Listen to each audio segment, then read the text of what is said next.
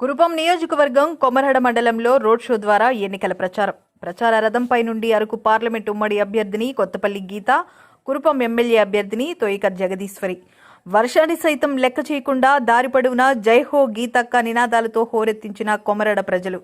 భారీగా విచ్చేసిన ఉమ్మడి పార్టీల నాయకులు, కార్యకర్తలు, మహిళలు. అరకు పార్లమెంట్